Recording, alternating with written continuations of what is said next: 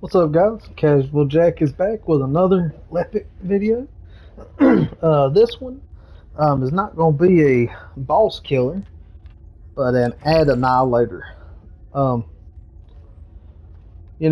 same setup, pretty much same setup. All the same uh, module socket types as my boss 101 build over here. So it does make things a little bit easier. That way you can have two separate builds for two separate occasions. But anyway, let's get started. Again, my favorite card, probably one of my favorite cards. It's on every Descendant. Long distance maneuvering. Then we got, and I'll explain why we got so much critical hit damage and critical hit rate on this particular one. Because again, who does not like extra damage? Anyway, skill insight, front lines. Let's see, skill insight, critical hit rate. Front lines, skill critical hit damage and skill critical hit rate.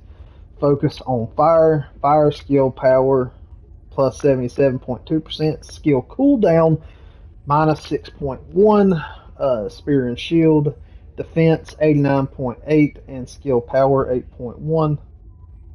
Increased HP, max HP 218.5%. Again, who does not like extra HP? Nimble Fingers. Skill cooldown minus 25.6%. Skill expansion. Skill effect range plus 92.3. Emergency measures. Skill critical hit rate plus 64.6%. Skill critical hit damage 27.7. Focus on tech. Tech skill power modifier plus 68.2%. Skill cooldown minus 6.1. Skill concentration. Skill critical hit damage 115.4%. And then the bread and butter of the build. Increased efficiency. MP is no longer consumed while unique weapon is active. It consumes MP when attacking with unique weapon, and it also recovers MP when unique weapon lands a critical hit.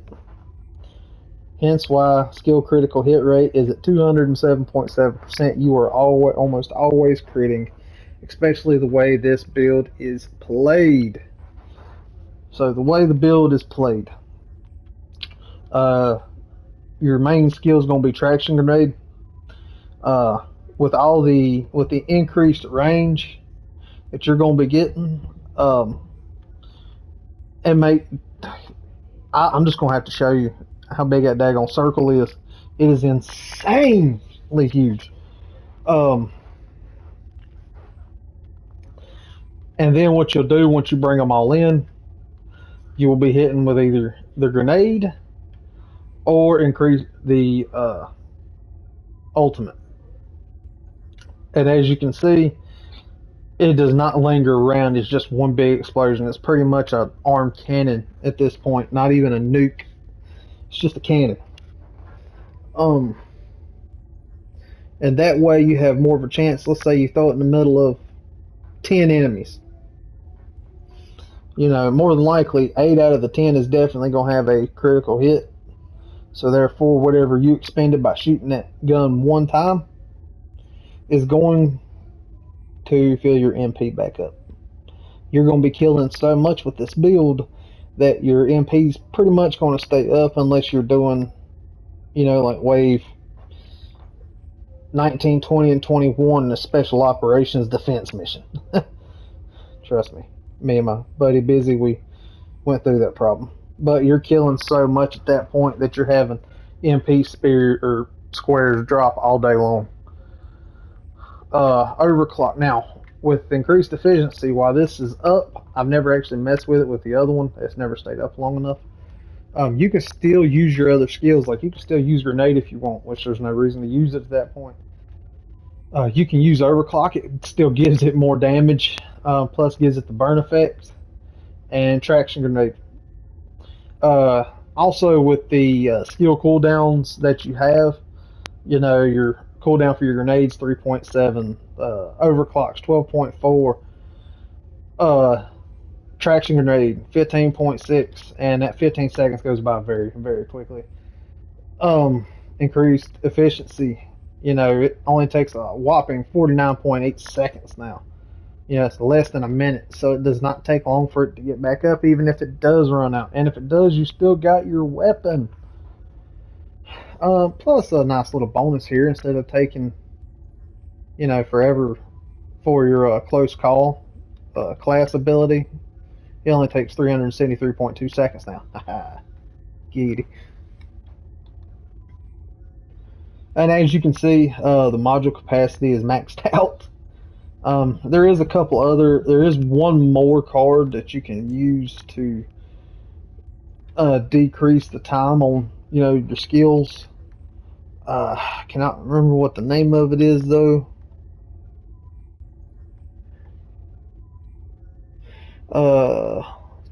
There it is.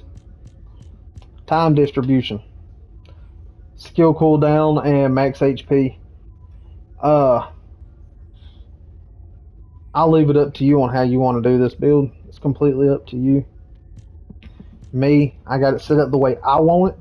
If you want to take something out and add something different, like if you want to get rid of, I don't know, I'll let you figure that out. Get rid of something. You could always get rid of max HP or increased HP and add this one. Totally up to you.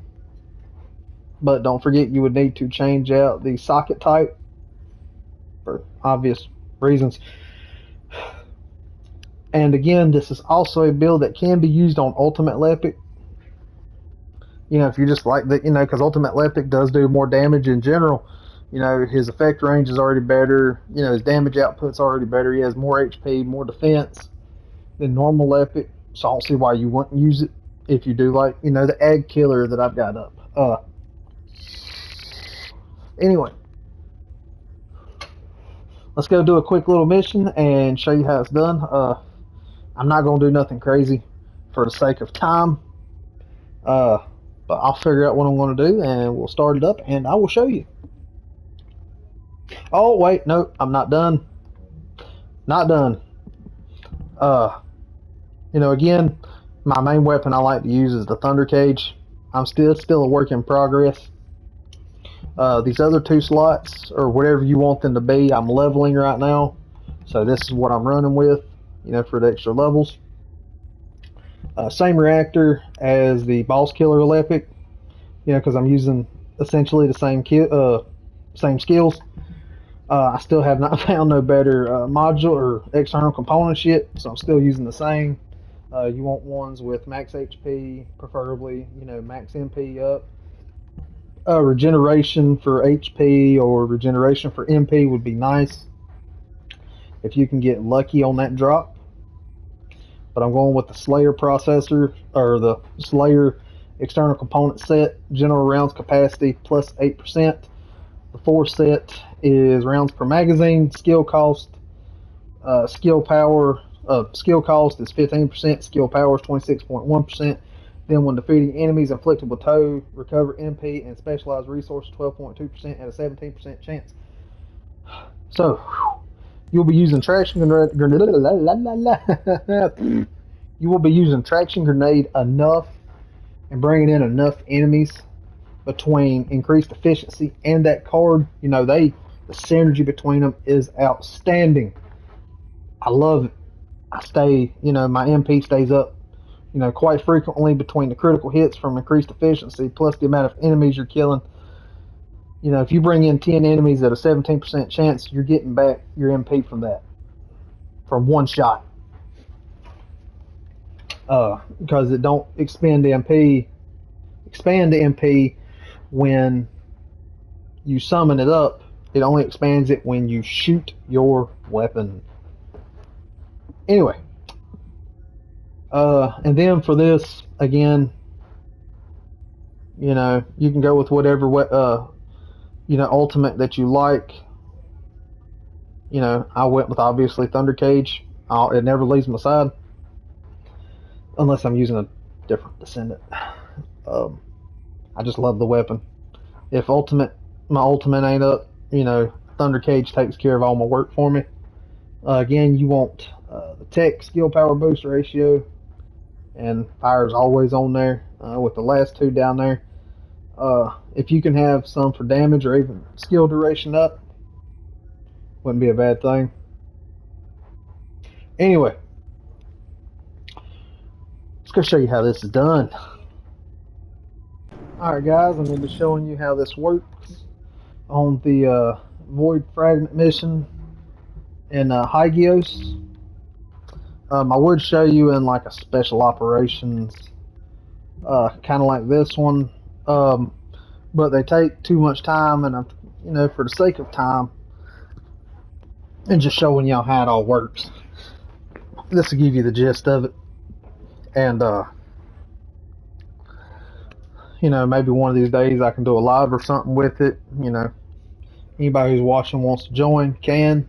We'll be more than happy to bring a couple people in with us. But let's show you how it's done and why I call this one the Ad Killer.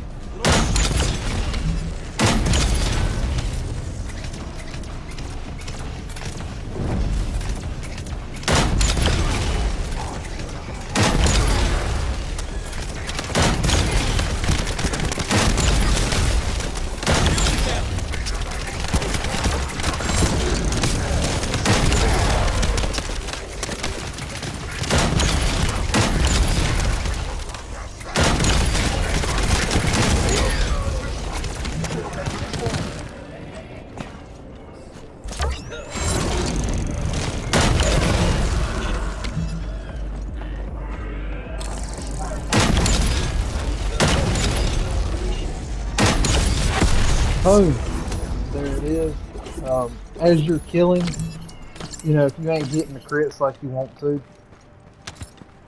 you can obviously, the MP squares will be dropping all over the place.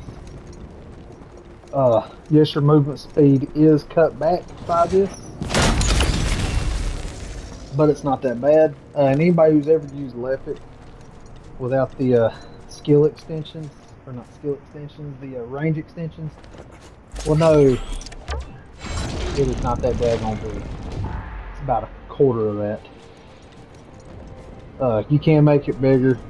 I'm sure there's other modules out there that can extend the range out, but that right there is more than big enough for areas like this, or during special operations missions or anything. But anyway.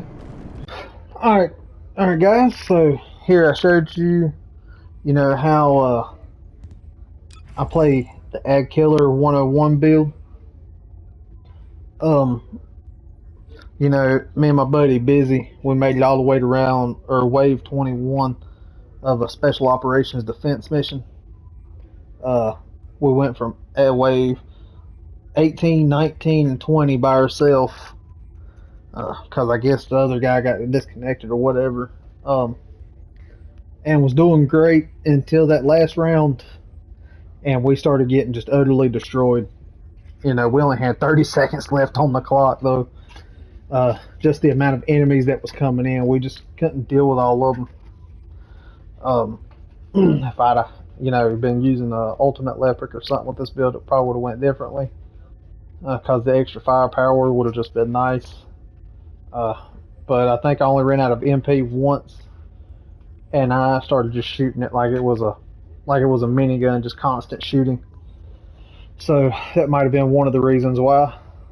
But anyway, I do hope that y'all have liked this build. Oh wait, scratch that.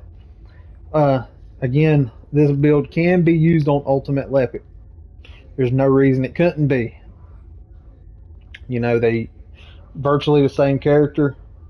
The only differences between the two is Ultimate lepic has better defense, HP, firepower. So this build on him would do outstanding on him if you was wanting to make like an ag killer build, ultimate lepic, or however you'd want to do it.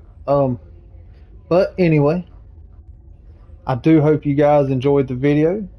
If you did, don't forget to leave a like, comment, and subscribe. Each comment, like, and obviously subscribe does help the channel. And I do like comments, no matter if they're negative or positive. I'll take them all as they come. Anyway, hope you enjoyed. Later.